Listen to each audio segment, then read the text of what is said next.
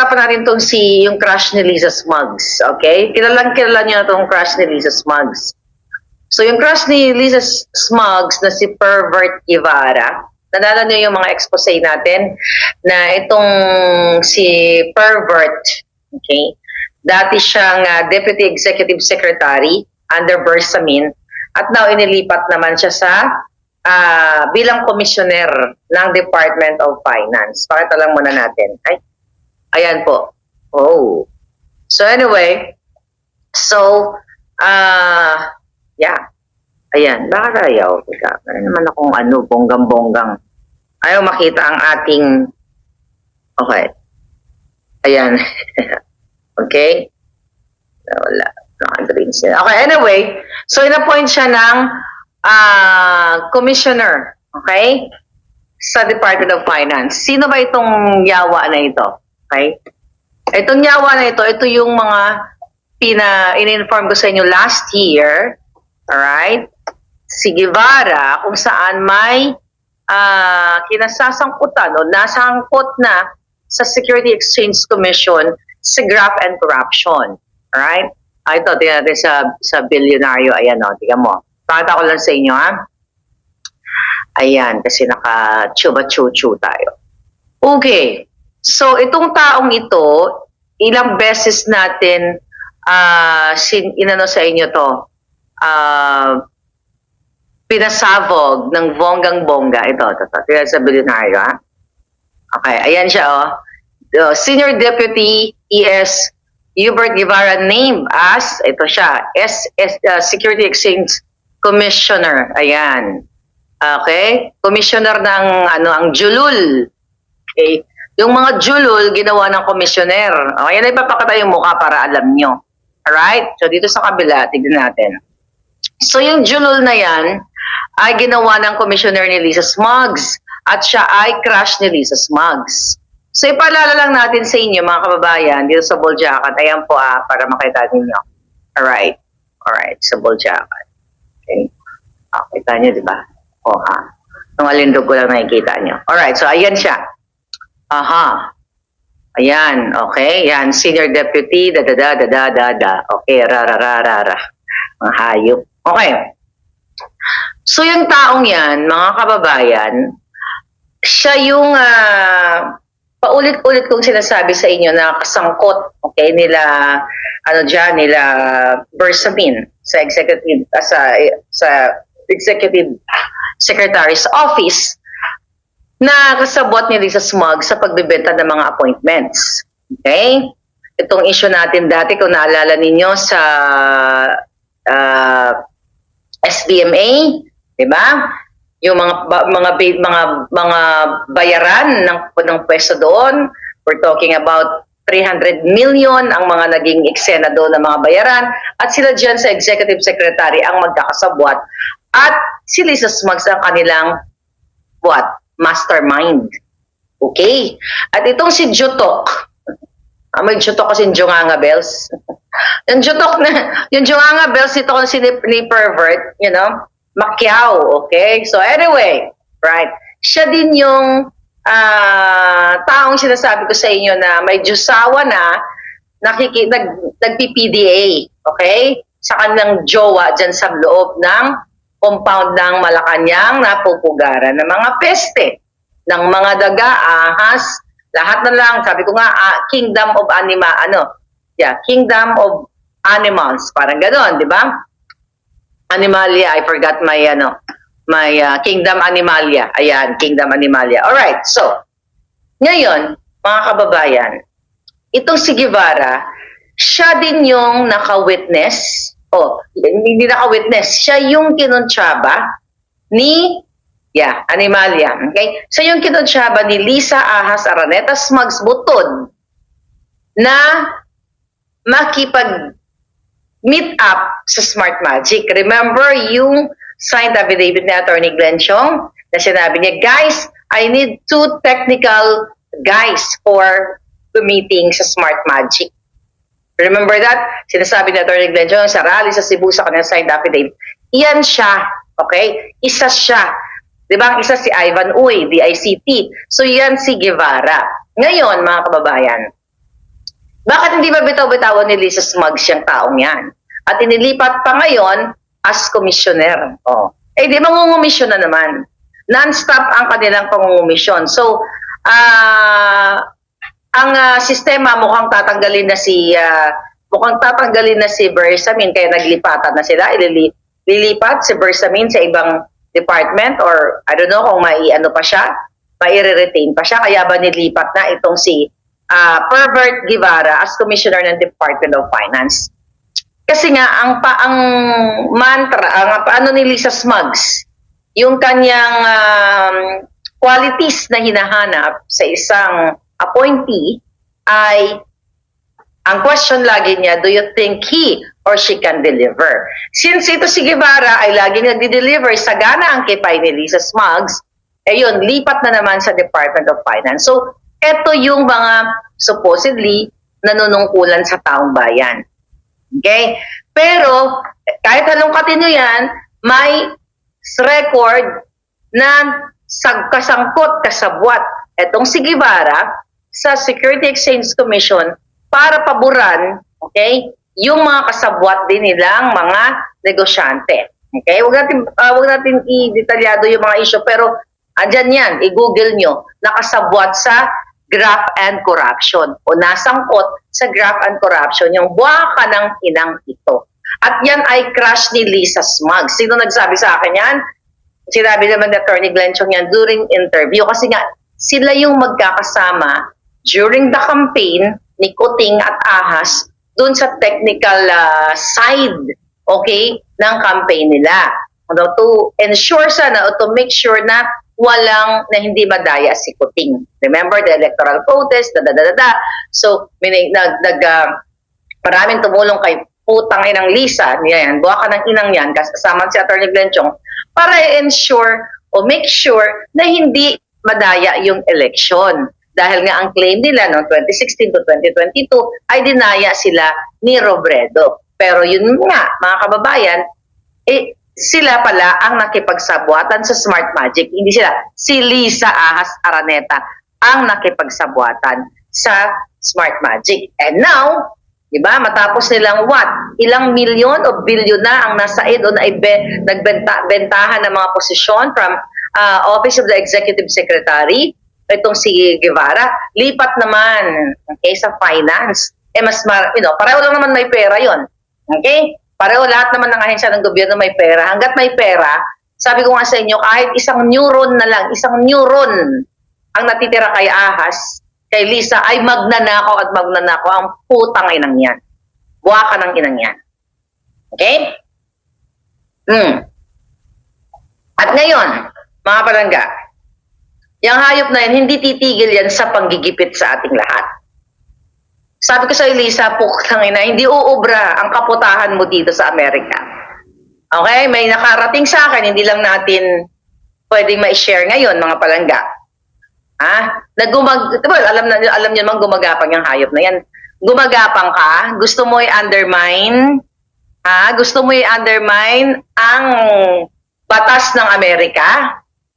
Akala mo makakagapang ang buwa ka ng ina ka, makakalusot ka. Yung style mo, very third world country, very pulboronic. Gusto mo harasin ako? Ay putang ina, sabi ko sa'yo, gagadgarin kita parang gadgaran. Hindi ka makakaligtas. Putang ina ka. Kahit bayaran mo lahat, bayaran mo lahat ng pwede mong bayaran, pero hindi mo kayang bayaran ang mga taong matitino at hindi sabog, pulboronic katulad mo. Soon, you will know. Kaya lang may mga bagay na hindi pa pwedeng i-expose right now. You know what I mean. Yung mga matatalinong magagaling na mga palangga ako, maintindihan ninyo. Kahapon, may na-receive tayo na gusto niyang panghimasukan lapastanganin ang batas ng Amerika. I will FUCK your evilness. We will, akala mo uubra kang putang ina ka. Akala mo makakaligtas ka dito? Utusan mo na lahat ng mga ahas na pwedeng gumapang. Gagapangin mo ako dito? Pajujutukin ko lahat ng kababuyan mo Gusto mo ng atensyon? O pag-usapan natin. Ikaw nga rin, gusto mo ng international attention? Ibibigay namin sa'yo. Well, international na nga. Ibibigay namin ang gusto mo, Lisa. Ang kaputahan, kadyutahan, kabulukan mo, ibibigay ko sa'yo. Underestimate mo ako? Dahil hawak mo ang pera ng bayan, hawak mo ang trilyong budget, ay putang ina ka. Huwag ka ng ina ka. Kakadgarin ka namin. Kakalad ka rin kita. Hindi lang ikaw. Lahat kayo. Kaya nga inilagay ko na ang pangalan mo as mastermind sa pagpapapatay sa akin. Do you think hindi maniniwala? Pagdating, well, you know, ay hindi kita bibigyan ng chance na magurgur mo, putang ina ka. Mga palangga, gumagapang ang lahat ng mga buwaka ng ina para patahimikin ako, para gurgurin ako. Pero hindi natin papayagan magurgur ako ng hayop na to. Ang style mo, ang style nyo dyan, very bulok. Third world. Kaya hanggang ganito pa rin ang Pilipinas dahil sa mga kadyutahan ng mga buwaka ng inang ito. Gusto mo speed up ang mga bagay-bagay sa paggurgor? Putang ina. Sige. Sige. Inahamon kita. Gamitin mo lahat. At mag-international news tayo para pick upin tayo ng buong mundo na ang isang ahas na si Lisa Marcos ay isang mastermind sa pagpapategi sa mga vloggers like me. Ngayon, balik tayo dito sa kadyutahan ninyo. Balik tayo dito sa pag-a-appoint mo sa mga kasabwat mong hinayupa ka. Hindi kayo makasagot-sagot sa akusasyon ni Glenn Chong sa inyo na mismong nakawitness, nakarinig at part ng campaign at nakita niyang kababuyan ninyo. Pero ang putang inang kuting ng Norte. Patawa-tawa ka pa para gipitin si Kibuloy. Diba? Ikaw kayo ang nasa likod ng ginagawa nyo hindi lang kay pastor, kundi sa lahat ng mga Pilipinong kritisismo o kritiko. Utang ina nyo? Mga palangga. Ito ginagawa nila, panggagapang talaga. Marites Suzuki. I'm watching, sabi ni Pusang Bundok. Thank you, palangga. O now, ano nangyayari dyan? Ngayon, may daga na naman sa airport. Kahapon niya, ng isang araw, may surot, ngayon may daga. Anong sinisimbolize niyan, mga kababayan? Anong symbolism ng kadyutang surot na yan? Ano to? Pakawala mo na naman ang daga, ang nakamukha mo? Leche ka? Ngayon, kadiri, di ba? Mga palangga. Anong ibig sabihin ng ano na yan, ng mga daga na yan? Yung airport natin, although, di ba, ipa-privatize na yan, pwedeng pinakawalan ni Lisa ang daga, okay, na kawangis niya, inayupa, kawangis nila, malipas sa butod, kasi ang daga, madumi. Ang daga, gumagapang-gapang, di ba, kung saan-saan madumi. Kung saan-saan kadyutahan. So, ganyan ang personalidad ni Kuting at ni Lisa Smugs na gumagala-gala, di ba? Kaya paglango ka na, di ba, paglango na yung hindi ako kasi never naman ako nalango ng pulburon. Paglango na ang mga jutang ginenat, lango na ng jalak, sumasawsaw na sa kahit kaninong mga kipay o pototoy. Kaya parang daga. Kasing baho ng daga ang mga pag-uugali ng mga buwaka ng inang yan. So, pwedeng pinakawala ni Lisa, sa utos niya, pakawala ng mga daga, nakagmukha niya, para mag-justify ang privatization ng NAIA. Possible yan. Yung mga surot na yan, possible na in-import ni Lisa Smugs yan, okay? Para sabihin na, it's time, we really have to privatize the NAIA. Maraming anggulo.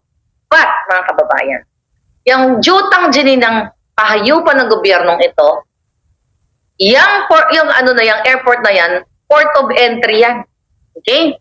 So, gumaganyan ng mga eksena ko. Okay, dahil lang palangga. Kaya naman pala. Kaya naman pala gumaganyan, no? Mga hitad. So, anyway, hindi ko na-click yung aking chua-chucho. So, mga kababayan, port of entry yan. Ibig sabihin, dyan pumapasok. Parang kipay ni Lisa, port of entry ng mga bangag. Okay? May connect lang talaga, di ba? Solid mahalikan ako. Kasi siyang mastermind siyang national problem eh. So, ang airport, lahat dyan pumapasok, although pwedeng pumasok sa Bureau of Customs, yung mga smuggling business ni Lisa Smugs. But again, ang airport natin ay dapat yan talaga ang unang inaayos, isinasayos. Pero bakit naman aayusin ni Lisa Smugs yan? Okay? Wala naman siyang pakialam sa mga papasok sa OFW. Ang pakialam niyan kung paano mag-social climbing, paano makakickback sa kanyang mga renovation. Remember the Goldenberg Mansion? Bakit yan ang inunang mga inirenovate ng putang inang yan? Para mag-party-party. Hindi talaga para pagandahin ang ating mga institusyon. It's okay para sa akin. Okay lang na nire-renovate yung mga lumang, mga museo natin, kung pwede nga lang i-renovate natin lahat, mga bahay ninyo, di ba? O yung pangako ng Jutang Gini ng Kuting na 1 million, naalala ko na naman, 1 milyong bahay para sa Pilipino taon-taon. May napatayo na ba siya kahit 10,000 bahay? Wala. Diba? Balik tayo sa airport. Bago tayo mapunta sa bahay, isusulat-sulat ko lang to para sa dami ng isyong kadyutahan. Yung mga isyu ng panahon ni punta muna ta kay Noynoy kasi may nag-comment. Okay, ng panahon ni Noynoy, ano ang famous? Doon ako nakilala ninyo. Tanimbala. Yeah, Tanimbala. Number 1, Tanimbala. At yung, Balikbayan Box, pala yun, sa Bureau of Customs. Sa Tanimbala tayo. Nakilala tayo, di ba, sa Tanimbala. Dahil extortionista o nagtatanim ng bala, mga buwaka ng ina sa airport para mag-extort ng pera, hindi lang sa mga foreigners, kundi sa ating mga OFW. Diyan kilala si Noynoy. Sabi natin, worst president. Dumating si Duterte, ano sabi ni Duterte?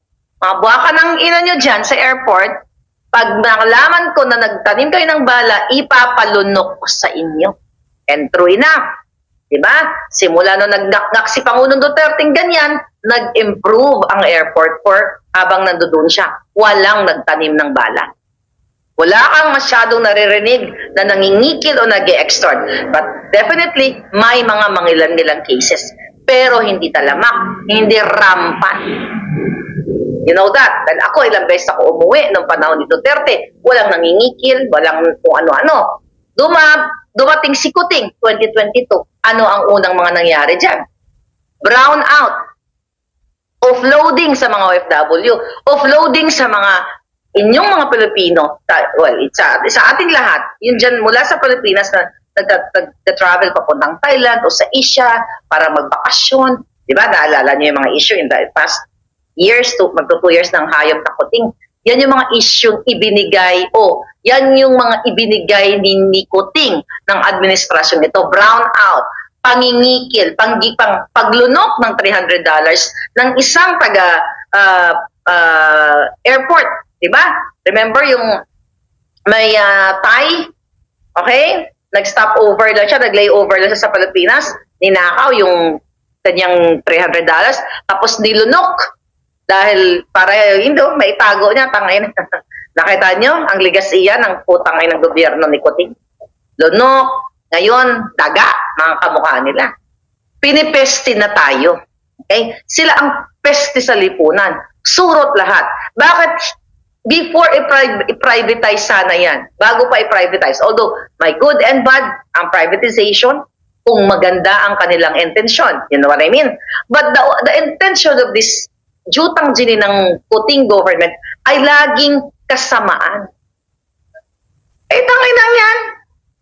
Yung inapoint nila, si Larry Gadon, na napakaingay, na ipinaglalaban yung airport na yan, na papalitan ang pangalan ni Ninoy. Diba? Dahil ganito, bulok, Asan na yung Jutang Gini ng yan? Nagkaroon ng pwesto. Political accommodation, binigyan ng pwesto to fight against hunger. Kumusta naman? Pakita nyo ba yung putangin ng yan? Isa pa, yan, mahilig yan. Buwaka ng inang yan. Ano yan, bobo? Well, ang lakas na magsalta ng bobo-bobo. Ano ka ngayon, Gadon? Bobo? O buwaka ng ina lang na nakikinabang? Asan ang angas mo?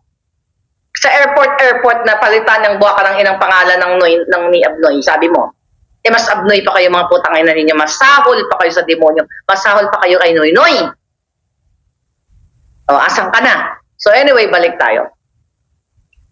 Kung inuna yan, dahil, ayan, pinag-uusapan yan, kahit sa interview ko, namin ni Kuting Jr., ni Kuting na kung anong gagawin niya, infrastructure chuchu, ayusin, Pagdadalawang taon na bago sana pinrivatize yan, inuna niya yung airport na yan dahil sabi ko, yan ang port of entry, dyan pumapasok ang lahat.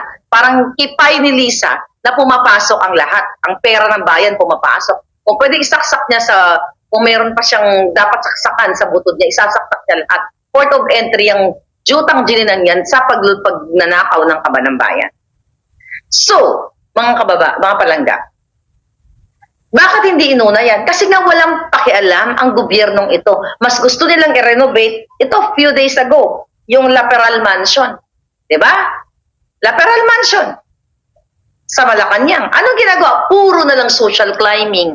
Kasi nga si Lisa Smugs, si Lisa Butod ay isang mahirap, pinakamahirap sa Araneta na puro puot at galit sa society o sa taong mayaman na hindi niya kayang abutin bago siya maging first lady. Alam niyo yan. Bago maging first lady, yung hayop na yan, ginasika-sika lang ng kanyang mga kamag-anak na Aranetang may pera talaga. At siya ay isang surot na dugyot na pinipilit na tumaas. Wala naman tayong problema kung mahirap ka mayaman. Hindi ko naman sinabing mayaman ako eh. You know my story. Diba? Mahirap din ako. Pero, hindi ako nagnanakaw sa katulad dito na nagso-social climbing, na nag-i-enjoy ng pulburon, ng alak, ng mga drama sa Malacanang at naapektuhan ang taong bayan. Kahit tayo mag-emote-emote, mag-drama tayo, sip-sip ng wine o kung ano man sinisip-sip mo, as long as hindi galing sa pera ng bayan, wala tayong maging problema yan. Kung dati kang mag-uuma o kung ano man, dapat nga mag-uuma, mayaman na sa atin eh. At nagkaroon ng pag-unlad ang iyong buhay. Ibig sabihin, nagsumikap ka. Pero itong baka ng inang ito, nagsusumikap para lustayin, kamkamin ang pera ninyo. Diba? La Peral, Goldenberg. Ano ginagawa ng putang ina? Fireworks there, party there. Pero yung airport natin, daga there, daga here, surot. Diba? Nakita nyo? So ito yung sinasabi natin sa inyo mga palangga, na ang issue ng hinayupak na ito, ng gobyernong ito, lalo na sa mga OFW, lalo na sa atin, not only OFW, lahat ng nag-in and out sa country, ino-offload, diba? Sinusurot, kinakagat tayong lahat ng pesting pesting gobyernong ito. Ngayon, panggigipit. And now we have daga. O, sikat na naman tayo, diba? International, dinadaga tayo. Mayroong peste sa ating airport. So, pagsasalarawan na ang gobyerno ninyo ay peste. Diba? Peste. So, maswala sa gadon puros photo op, sabi ni Chicklin. Grabe ang cancer ng Pilipinas, sabi ni Fengot Vegas. Yes. Francis, thank you. Rebecca Ugata, thank you palangga. To elevate hunger daw sa designation ni Gadon.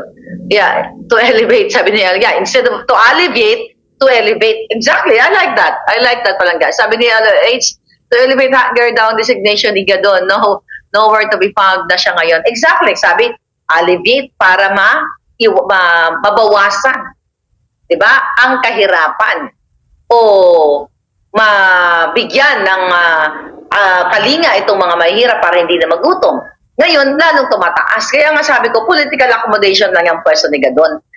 Yung pwesto na yan. Imagine mo kung sumusweldo ng what, 200, 300 a month plus, wala siyang budget. Parang wala naman siyang budget. Kasi palamuti nga lang siya na Lisa Smugs para hindi magngalngal, para hindi magjutang din at magsalita ng bobo. Kasi kung hindi niya nabigyan ng pwesto, talagang mag-aatungal yan, di ba? Okay lang sana kung mag-atungal si Gadon dahil ay pinaglalaban niya ang katotohanan.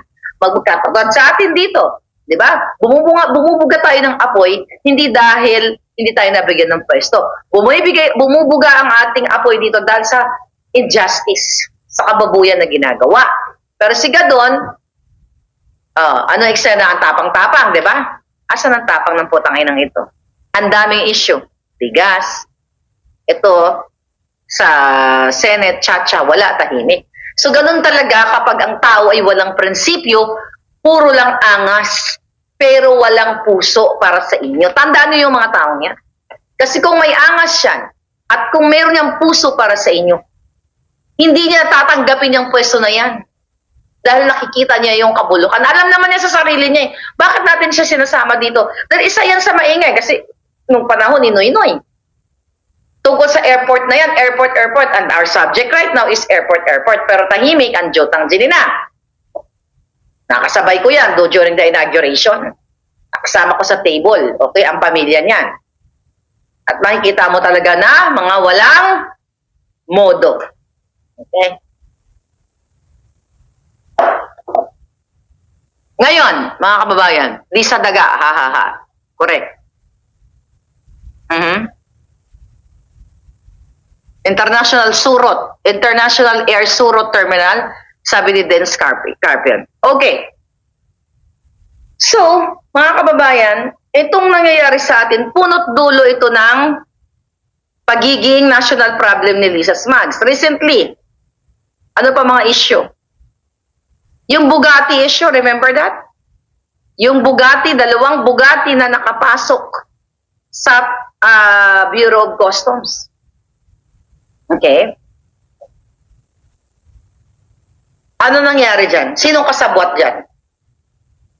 Nalaman, mga kababayan, na ang declaration ng LTO, okay, at ang declaration ng presyo nitong Bugatti na to ay hindi nagkatugma. At eto, ulitin natin, sino ba ang pwedeng magpapasok ng jutang ng Bugatti na yan o kahit anong mga produkto na smuggled kung hindi bigyan ng basbas ng mga kasabwat ni Kuting, ni Lisa dyan sa Bureau of Customs o sa mga port.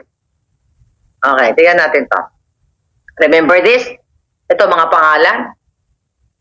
Remember Michael Ma, paulit-ulit kong sinasabi sa inyo. At ito pa, yung mga medyo nakakaligtas sa vlog natin na pinangalanan sa Kongreso. Okay? Lujin Ang, Andrew Chang, okay? Beverly Perez, Manuel Tan, okay? June Diamante, Leia Cruz, Lucio Lim, Jerry Tevez, okay? Bakiran, Biner Bakiran, Ted Raval, ito yung mga sangkot sa, ito yung mga untouchables sa mga taong ito. Nandiyan na ngayon sa pwesto ng mga kasabwat nila, dyan sa pag-in and out, whether agriculture products man yan or non-agriculture. Question, paano nga makakapasok ang dalawang Bugatti kung hindi babasbasan ng mga kasabwat ni Lisa Smugs dyan sa Bureau of Customs? Kasi mga palangga, imagine mo, pinalitaw na tigwa 1 million pesos lang ang Bugatti o piresyohan lang ng 1 million. Okay? Dahil na bukelya na sila ngayon dyan sa jutang din ng pagpasok nila ng Bugatti na yan, Bugatti Chiron, na kung saan ang halaga niyan is 165, like almost $3 million. So imagine mo, dineclare lang nila 1 million. Sinong buang? Sinong smuggler? Okay? Ang nagpasok niyan. Sinong smuggler at sinong kasabwat? Kung matino ang gobyernong ito, matino yung Bureau of Customs na yan, o kahit sa ang port area, 1 million pesos, yung Bugatti sports car, pag nakita mo pa lang yan, kung ikaw ang receiving, kunyari, ikaw nagre-receive ng mga papeles dyan sa Bureau of Customs, kung yan ay ginagawa ng mga hinayupak na yan, ang trabaho nila para i-check ito mga ipinapasok at labas na mga, well, smuggled nga eh, di ba? Paano nila i-check kung sila ay kasabwat? Imagine nyo, 1 million pesos ang kanilang declarations. Kasi, nabukelya, okay, ng LTO. So, ako baka matanggal itong ano na to. Okay, matanggal na naman ang nakabukelya nito. At, ang importer, mga palangga, ang pangalan ng importer ay Sprevel Import and Export Corporation. Actually, ginugoogle ko, kung sino ang nasa likod nito. Kasi sounds like Frabel. You know Frabel? Yung in-appoint ni Kuting naman na nagsinungaling na siya ay alumni ng UST. Remember that? Si Francis Chu Laurel. Talaga ang dami. Iniisip ko kung ito bang Frabel o Frabel, although magkaiba ng spelling, but if you know something, let me know kasi hinahanap ko sa Google kung ano ang koneksyon ng inappoint ni Kuting na si Chu Laurel dyan sa agriculture na wala pa rin, hindi pa rin nasusolusyonan ng smuggling dyan, ang connection niya dito sa Frebel na to. Frebel, F-R-E-B-E-L, na kung saan yan ang nagpapasok ng Bugatti Chiron na ito, mga palangga. At pinalabas na 1 million pesos lang ang presyo. So, lugi na naman ng taong bayan, syempre, di ba? Yung taxes nito and everything. So, ito yung mga issue sa atin ngayon na walang pakialam si Kuting, walang pakialam dahil, they are part of it. Dahil pinapayagan nila, mga palangga, kung matino ang gobyernong ito, hindi makakapasok yung $3 million na worth ng mga coaching yan na hindi nagbabayad ng tax, hindi lang under declaration. Super under, parang regalo na lang. Imagine mo, 1 million out of what? $3 million? 165, based dun sa report, more or less 165 million, tapos ang nilagay lang 1 million. Parang pamasahe lang yung binigay, ang dineclare nila. Kaya itong itong hinayupak na hinayupak na Kuting na ito, ay talagang hindi natin tatantanan. Okay, sabi ni Robert, Marika, ikaw na maging Pangulo sa bansa natin. Ako na nga. Sabi ko nga sa inyo, pag ako naging Pangulo, 1,000 pa lang nanakaw, putol ang mga putotoy na mga hinayupak na yan. Okay, then Scorpion, ma'am, yung pair ng Porsche GTR and pair ng Bugatti Chiron ay marami ng magagamit sa Mindanao railway project dapat. Exactly. Pero nga hindi nga nila gagawin yan dahil wala namang intention si Kuting para ayusin yung mga railways natin. Puro lang mga motherhood statement. More on pangangamkam, behind the scene, under the table. Kasi nga, kung gusto niya talagang baguhin, we talk about airport, kung gusto niya talagang pagandahin ng Pilipinas, magdadalawang taon ang buwaka ng ina. Pero ang airport natin, dinadaga pa rin. At kasi ang inuuna nila, panggigipit at pagsisecure ng kanilang mga yaman, mga nakaw na yaman, pagsisecure ng kanilang mga smugs money, pagsisecure ng mga pulboronic money, pag-travel, di ba? Travel here, travel there. Diba? Ito nga, babalik na naman ng Australia yung mga yan. Kasi hindi talaga sila for you. Hindi sila for the people. For pangangamkam. Kaya ang kanyang Deputy Executive Secretary ay nilipat na sa Finance as Commissioner, ay mangungumisyon na naman ng mga putang ina. See that? So hindi natatapos ang problema ng bayan dahil hanggat nandiyan sila, hindi sila titigil. Verana Live Studio. Yan na lang, paulit-ulit natin, yung pagre-renovate ng mga mansion-mansion dyan sa Malacanang. Yung pagnanakaw nila lahat. Diba? Kung lahat yan, yung mga unprogrammed funds, that billions of money, pagbabribe sa mga kongresista. Kung yan lahat ng mga pinagbabribe nila o mga ninanakaw nila ay binubuhos sa mga pondo, ay mga pondo na binubuhos sa mga project para sa kaluwanan ng Pilipinas, hindi tayo magsasalita ng ganito palangga. Lagi tayong papalakpak. Okay? Ngayon,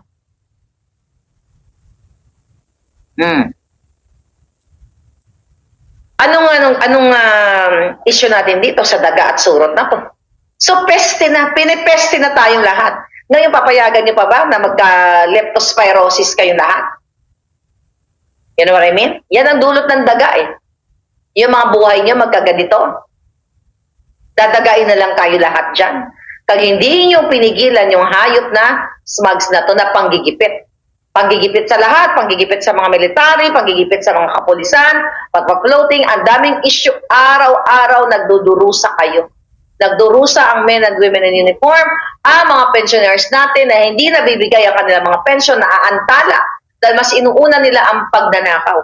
At si Kuting inuuna ang what? Pagmamaliit at panggigipit. Kitang-kita nyo naman sa kanyang mga sagot nung siya ay bago pumunta sa Australia patungkol kay Kiboloy. Na sinasabing harapin, ganyan-ganyan. Pero ang mga isyong kinasasangkutan ng mga buwaka ng Ginemes, ayaw nilang harapin. O sabi ni OFW Hero, may tumama na naman ngayon sa lottery. Ayun na nga. Yan ang loto na yan. Walang pakialam ang Kongreso, walang pakialam ang Senado, walang pakialam si Kuting. Dapat nga kung siya ay matino at kung yan ay, hindi nga siya matino eh. Kasi paano nga siya magsasalita dyan sa PCSO, mga palangga? Eh kasabwat nga sila nga nag-appoint niyan. Di ba? Binati pa nga nila, dalawa sila ni Lisa Smugs nung birthday. Okay, may greetings din siya, pero walang kwenta yung greetings niya. Na, what? Sama-sama sila maging milyonaryo. So, OFW Hero, walang gagawin si Kuting dyan. Walang gagawin si Marcos Jr.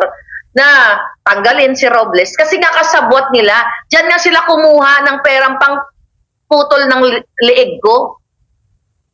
Diba? Panggurgor. Diyan sila kumuha. Kaya naka-report na yun yung putang inang yan. Ni-report, sabi ko sa inyo, nilagay ko siya sa diary. Ni-report ko sila lahat sa FBI. Dahil si Robles, okay, ayon sa ating source na nag-represent para gurgurin ako. Kaya minarka ko silang lahat. Akala nyo, kayo puro panakot, kayo hindi ko kayo tinatakot. Hindi ko kayo tinatakot. Dahil yan ang totoo nyong kulay. Kaya ang haba ng diary ko, mga palangga. Lahat ng mga persons of interest, isinulat ko ang mga putang inang ito. Kasi sino ba pinag-uusapan natin dito? Lahat ng anomalya nila. Bakit ako gugurgurin ng mga to? Ha?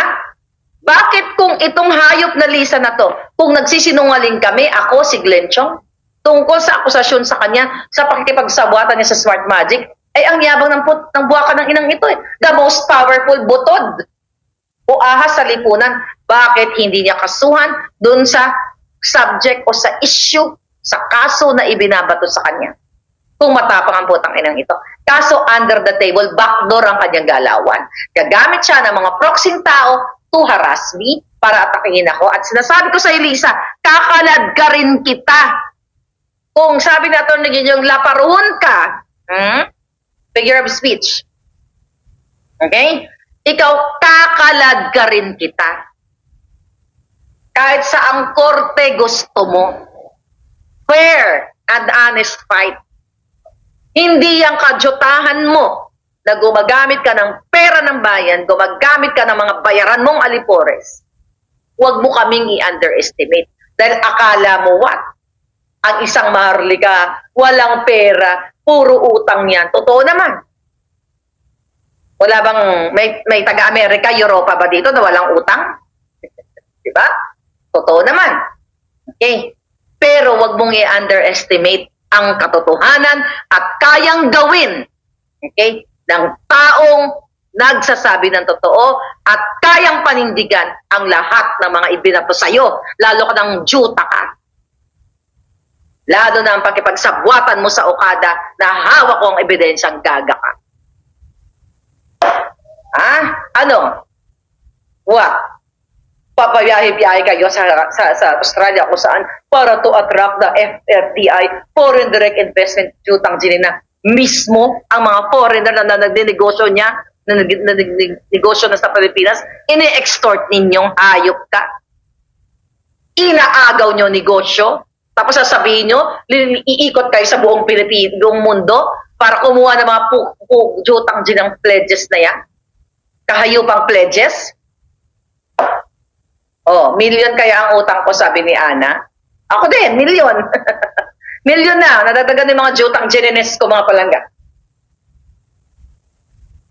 But, hindi tayo papayag. Namamaliitin na lang tayo. Alam mo, kahapon, may ka-meeting ako. Pinag-uusapan namin to, itong issue kay Lisa. Sabi ko, sabi ko, itong buwaka ng inang to, mamaliitin tayo.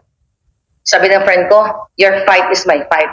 Sabi ko, this fight for the Filipino people, yung laban na ito, Sabi ko na gano'n, hindi ko to laban lang. Bakit ba ako nagsalita? Kung tumahimik lang ako, di sana. Diba? Walang magugurgur ng ulo ko. Pero sabi ko doon sa kaibigan ko, sabi ko, thank you, sabi ko na gano'n, sa pagtulong, pagsuporta sa akin. At sabi ko, ang laban na to, hindi ko na to laban. Ito ay laban ng Pilipino versus sa evil na si Kuting at si Lisa Ahas Araneta Marcos. Yang putang ina yan ang kalaban ng bayan.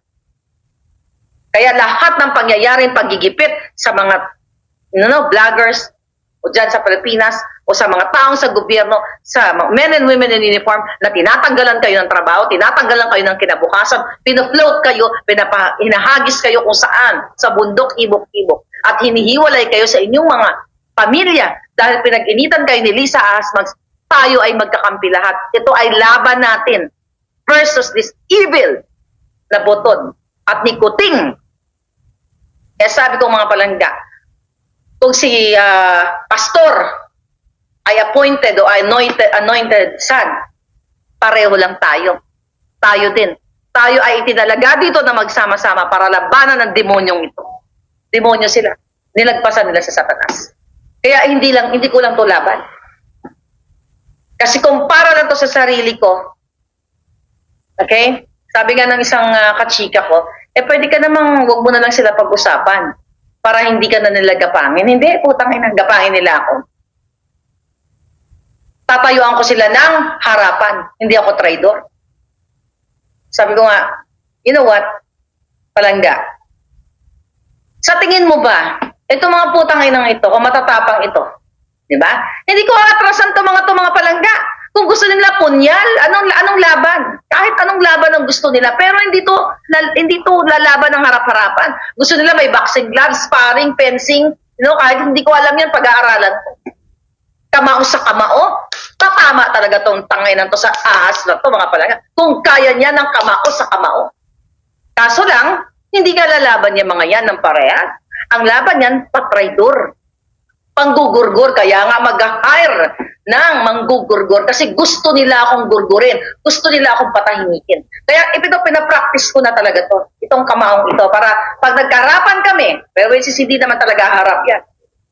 Talagang sabi ng friend ko, lakas tatama talaga to.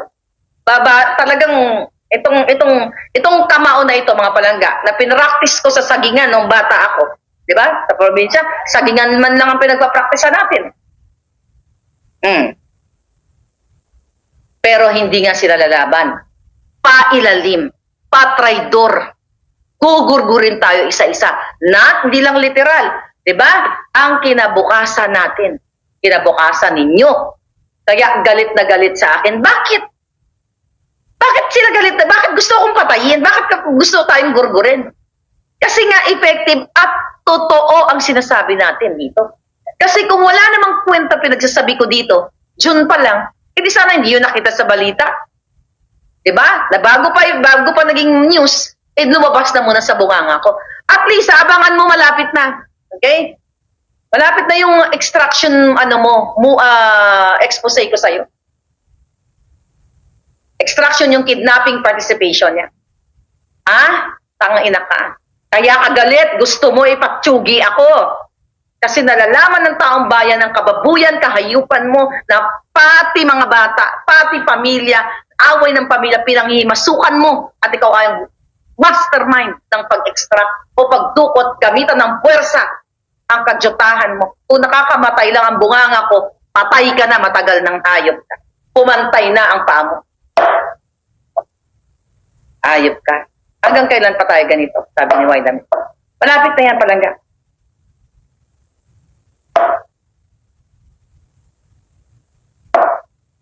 Ang loto na lang palangga eh. Sabi ni Bob Jan. May yun na nga, 175 million solo winner ni Jim Robles, ang hari ng sindikato. Yun na nga, Paulito, yan na lang ang loto. Sa loto na lang tayo eh. Huwag na tayo muna pumunta sa smuggling.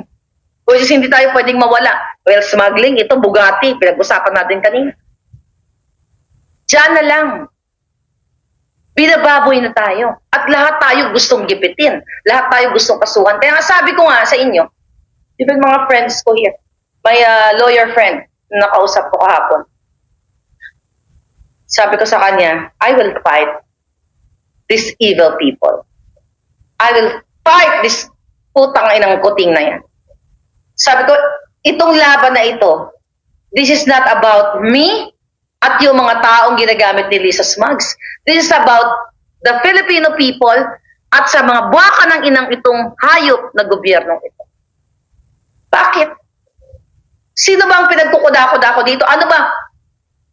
Kung kayo ay nakakapalo sa akin, tayo ba ay may tinira dito na isang ordinaryong office worker na ginawa natin ng chika dahil gusto lang natin gawa ng chika? Ang pinag-uusapan natin dito lagi, araw-araw, smuggling, pulburonic, bribery, pagbenta ng mga appointments, pagtsutsaka nila, pagpupulburon, pag-orgy at lahat ng kadyutahan. Yan ang pinag-uusapan natin dito. Asaan ang involvement ng mga inosenteng tao dito? Eh, di ba ang involved sila lagi? O sino ang gagapang sa akin para gugurgur sa akin? Meron ba? Mag-cite kayo ng ordinaryong tao na walang konektado sa gobyerno sa pagnanakaw na pinag-usapan ko dito. Meron, you know, well, kahit mga artista na mga pinag-uusapan pa rin natin, mga showbiz chismis, but again, meron ba ako ditong tinira sa vlog ko na let's say kaklase ko o kapitbahay ko na nag-ano, kasi ganito ka, ganito, ganyan, na walang koneksyon sa pagnanakaw sa gobyerno? Wala. Pero ang everyday, every minute na dinadakdak ko dyan sa social media, kahit tulog ako, nagdadakdak ako, di ba? Siyempre, pag tulog na ako, dyan pa rin yung bunganga ko. About smuggling, lahat pa. Ulit-ulit na issue. Kaya gusto nila akong gurgurin. At marami tayo. Kasi nga mga palangga, naririnig ninyo, nakikita ninyo kung gaano kababoy ang ginagawa ng gobyernong ito. At para tumahimik, papatayin ka na lang o gurgurin ka na lang. That's the intention. Ano yung think sa suko ako? Putangin na. Ha, mga palangga? Do you think takot ako mamatay? Hindi. Ngayon pa ba tayo matakot? Putangin ng to. Siguraduhin natin sila ang pumantayan pa, hindi tayo. At siguraduhin natin makalaya sila dyan sa ninakaw nilang pwesto sa atin. Diba? Takot pa ba kayo? Takot ba kayo matsugi? Tangay na, isugal nyo na yung buhay ninyo. When I say isugal, tumayo tayo sa katotohanan. Dahil demonyo na ang gobyernong ito. Takot ako sa mga to. Kung lumaban ng harap-harapan yung mga palangga, kahit anong size ng katawan, sila lang ba may kamay? Growing up, lumaban ako sa buhay ko. Lahat ng api sa akin, sinapak ko. Hindi naman lahat pala. Alam nyo yan, di ba? Alam mo kung bakit ako ganito? Dahil sabi ko nga, nakita ko ang pang-aapi ng mga jutang ginina dyan sa Pilipinas. Bata pa lang ako, inapi na ako. Paano ako inapi? Wala Maynila, inaapi na yung accent ko dahil Bisaya ako. Di ba, kinuwento ko na sa inyo? Sa bawat pambubuli sa ako ng bata ko, suntok ang katapat. Tumbay mga yan. Ito, itong kamahong ito, na pinarakpes ko sa sagingan, sa Bisaya. Lalapat talaga to. Lalapat ng bonggang-bongga. Kung hinihingi ng pagkakataon. Di ba? Alam niyo story ako. Bumunta ako ng Maynila.